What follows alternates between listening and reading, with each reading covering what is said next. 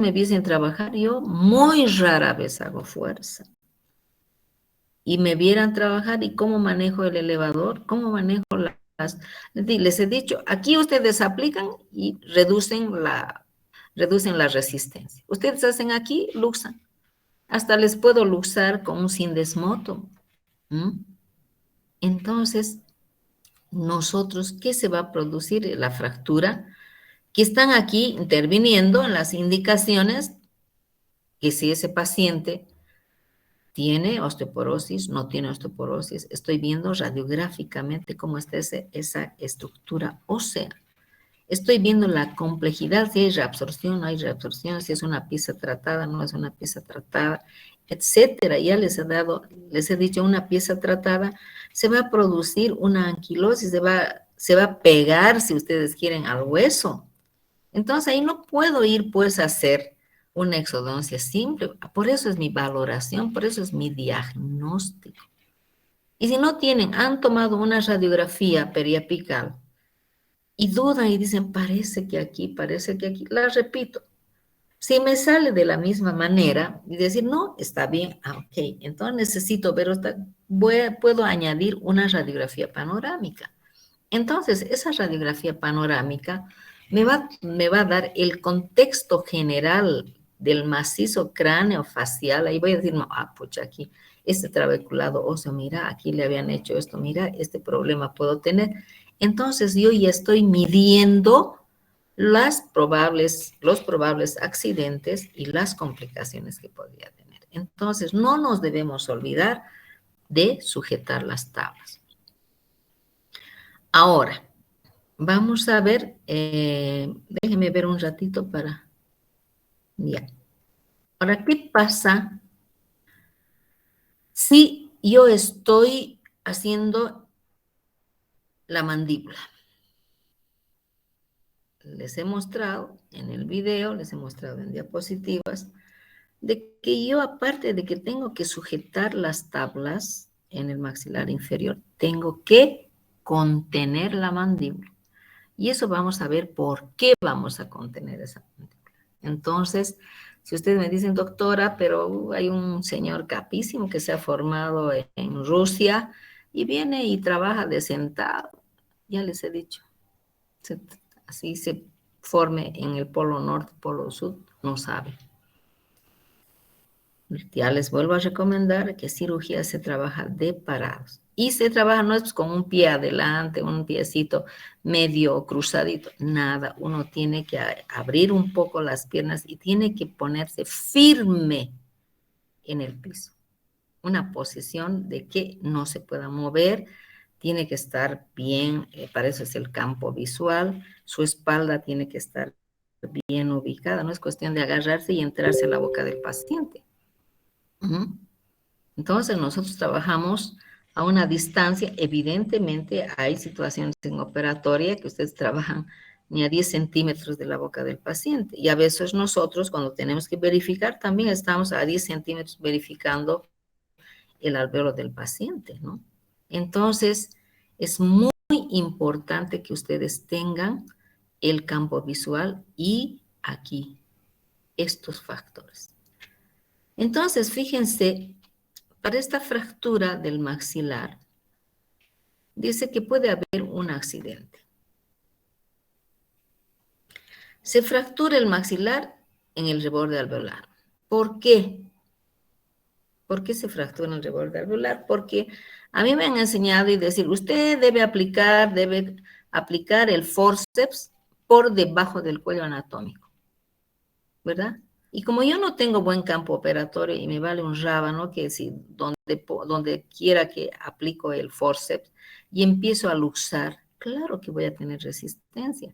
Entonces yo estoy pellizcando la tabla vestibular, palatina, la tabla vestibular, lingual, etcétera. Entonces lo que nosotros tenemos que hacer es que no debemos pellizcar esas tablas. Claro, si voy a pellizcar las tablas, ¿qué voy a hacer?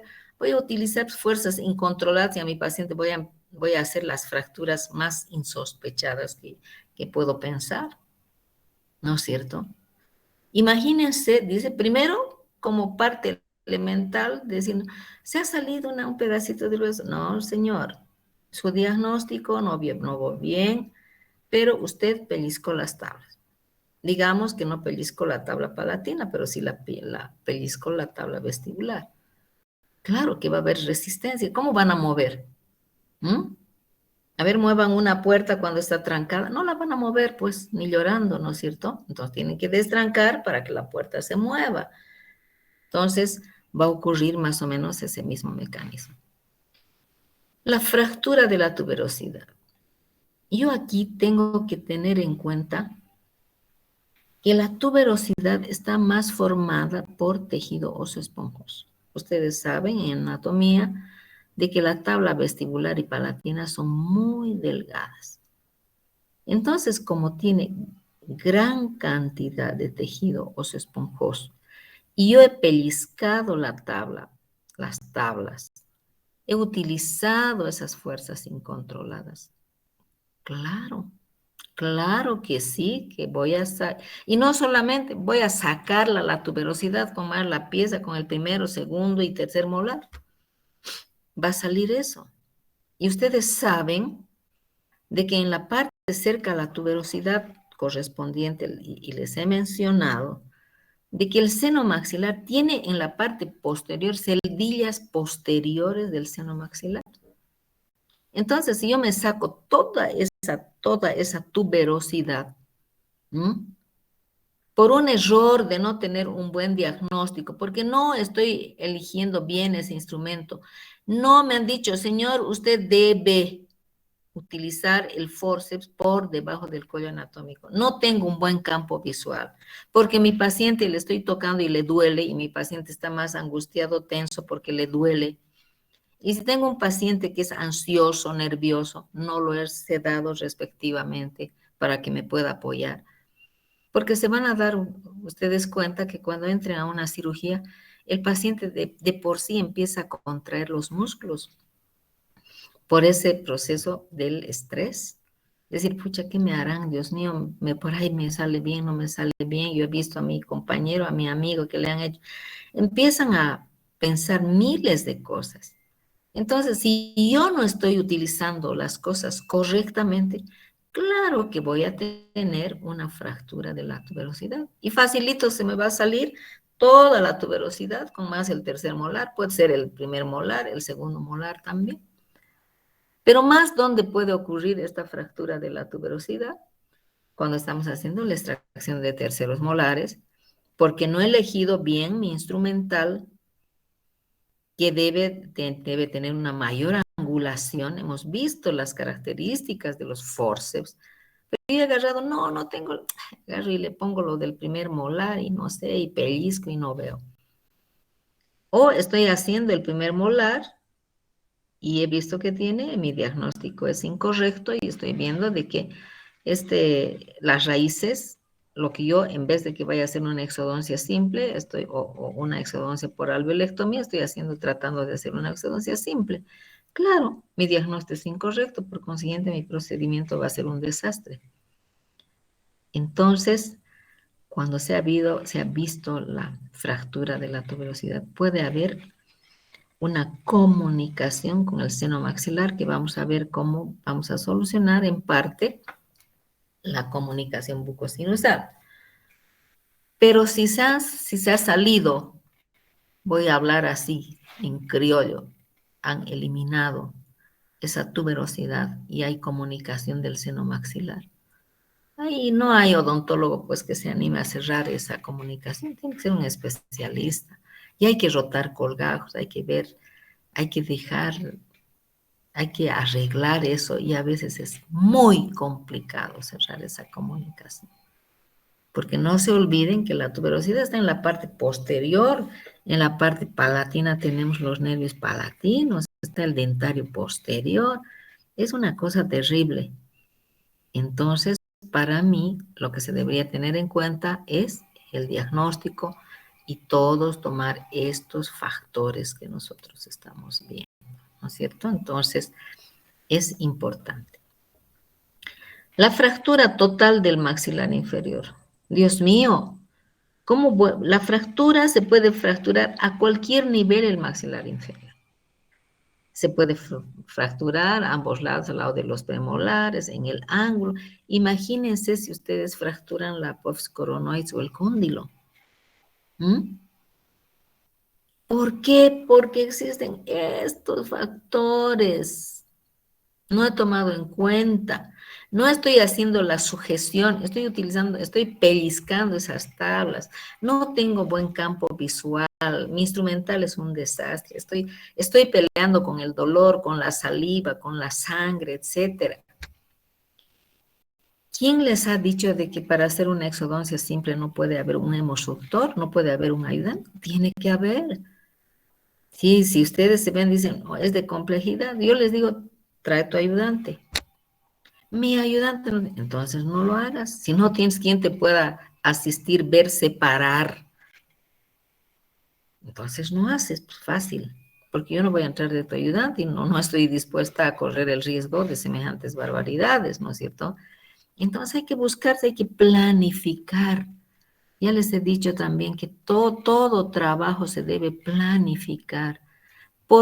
Si ustedes han visto que es una exodoncia compleja y les salió volando, simplemente por felices, felicítense, pero no desmerezcan ninguna cirugía, ni de un diente temporario, no se puede desmerecer. Entonces, imagínense aquí cuando hay una fractura, le voy a dejar dependiendo de la fractura, dependiendo del rasgo de la fractura. Tendré que ferulizar, tendré que hacer qué cosas en una fractura maxilar. Eso lo van a llevar en quinto. ¿No? Entonces, ¿y lo voy a hacer en la facultad? No, tengo que hacer en un hospital, dependiendo del rasgo, porque hay fracturas que pueden ser una fractura continua y otra una fractura que va a tener un desplazamiento. Y si hay desplazamiento, tengo que reducir esa fractura. Tengo que poner otro tipo de materiales para hacer de que se haga esa fractura se consolide. No es lo mismo que hacer una fractura de un diente, digamos, ayer les he mostrado, unas fracturas apicales, que eso no va a consolidar, no va a haber nada, ni por más de que reduzca, le ferulice, no, esa fractura les he demostrado, les he mostrado en radiografías, pero aquí tengo la probabilidad de que si esa fractura no se reduce, se va a infectar y después van a haber otras complicaciones con el hueso. Y le voy a dejar a mi paciente con su fractura, no va a poder abrir su boca. A ver, lo mismo, a ver, alguien se fracturó la mano, se fracturó el pie, no les han reducido, no les han enyesado, no les han puesto eh, metal, no les han puesto clavos, etcétera. Claro que sí, porque si no se pone, eso tienen que inmovilizar. Y nosotros tenemos que inmovilizar esa mandíbula. ¿Mm? ¿Ustedes creen que el paciente de repente, ya todo está bien, ahora que coma? No, necesita fisioterapia como en cualquier otro paciente que se fractura el pie, la mano, cualquier cosa. Es todo un proceso muy largo. Perforación de las tablas vestibular y palatina. Aquí, ¿qué ha pasado en este accidente? Ayer hemos visto la ostectomía cuando estábamos haciendo la ostectomía al hacer las exodoncias quirúrgicas, ¿verdad? Él les había dicho que la conducta para hacer una exodoncia quirúrgica por alveolectomía es la eliminación de la tabla vestibular, que eso nos da de que nosotros estamos eliminando con una fresa redonda, etcétera, que iba hasta el tercio cervical, después al tercio medio, etcétera.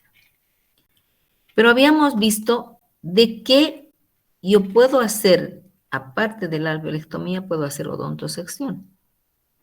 Y para la odontosección tengo que utilizar una fresa fisura, la número 560, y hemos visto cómo se debe hacer esa odontosección. ¿Qué pasa si yo estoy seccionando el diente? Les he dicho que en el maxilar inferior va de vestibular hacia lingual y en el superior va también de vestibular a palatino, se divide en las raíces palatinas, se divide en los premolares, hay características. Pero ¿dónde vamos a tener más problemas?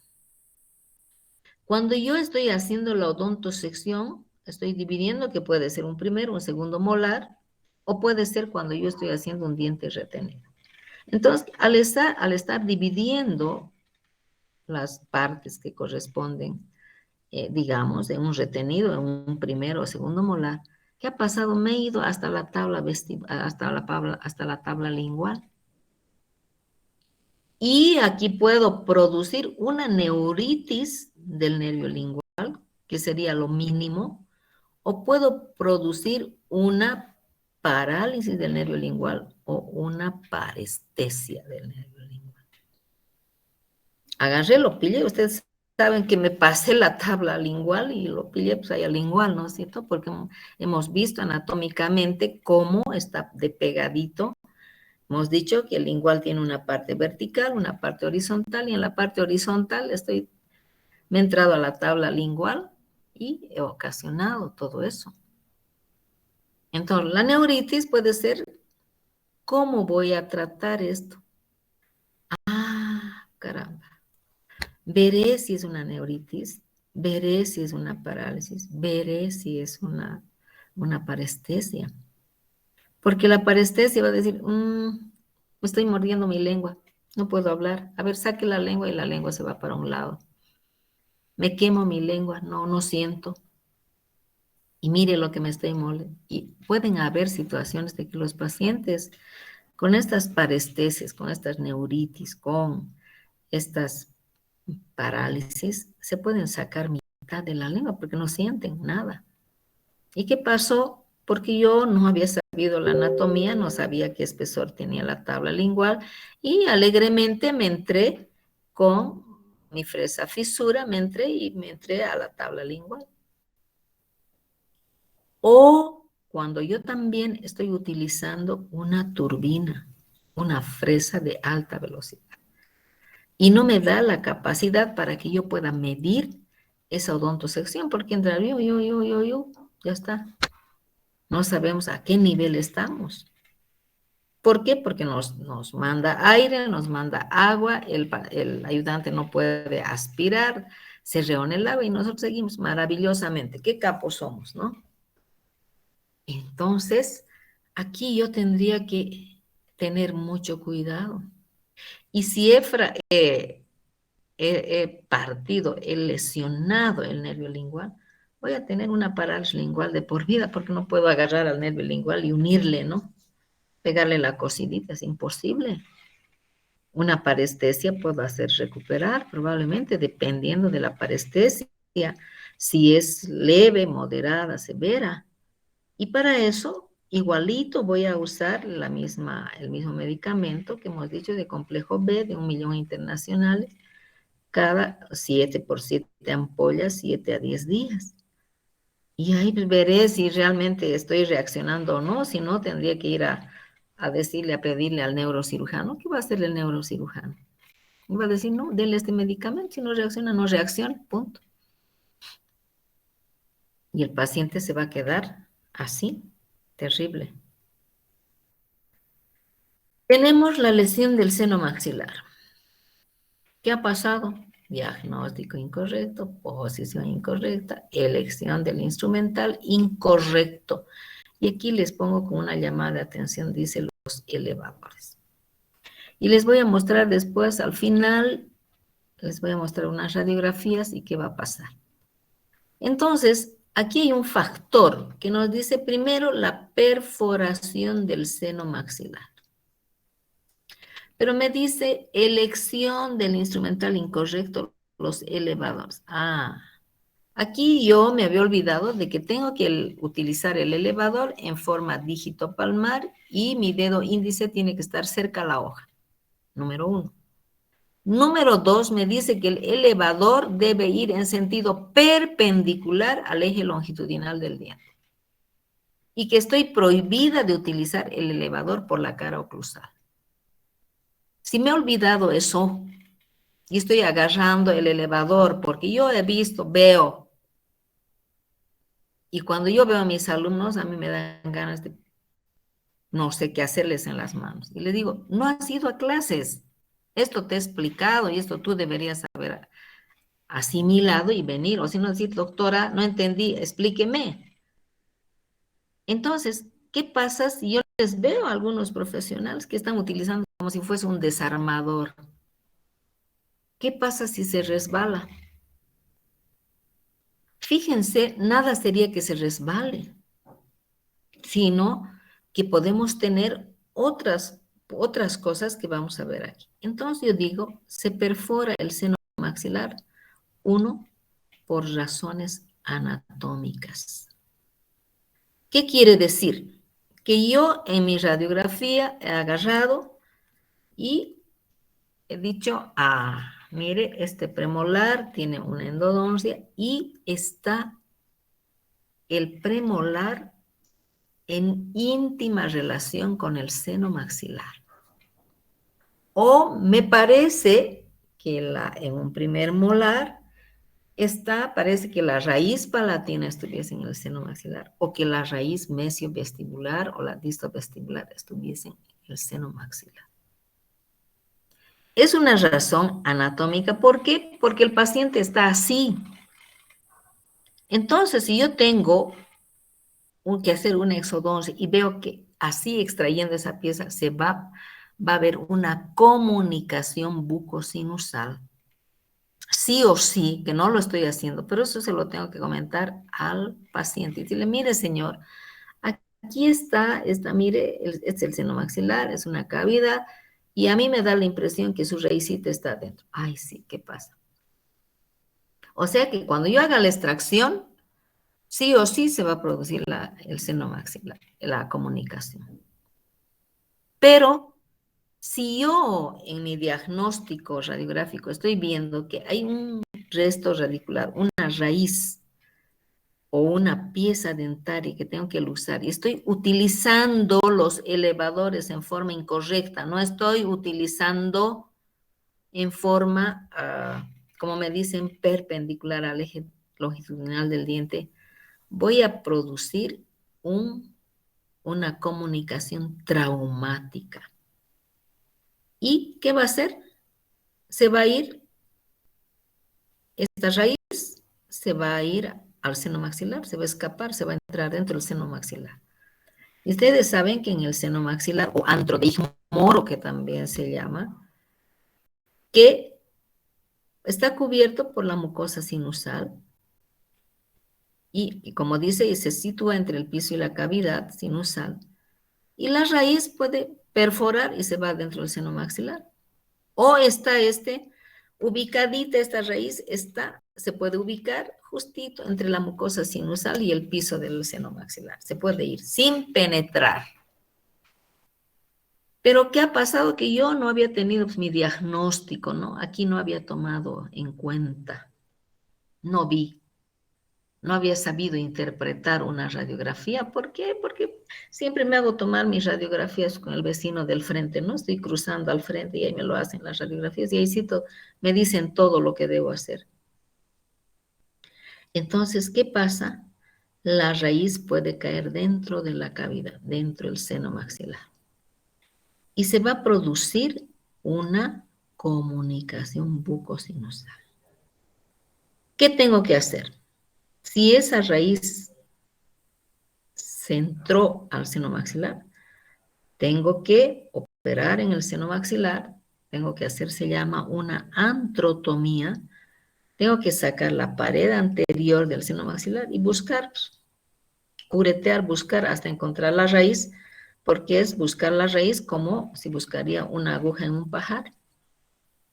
¿Y qué estoy haciendo cuando estoy entrando al seno maxilar? Estoy inhabilitando la función del seno maxilar. Obviamente que voy a cerrar, después le voy a mostrar una figura que tengo que hacerlo.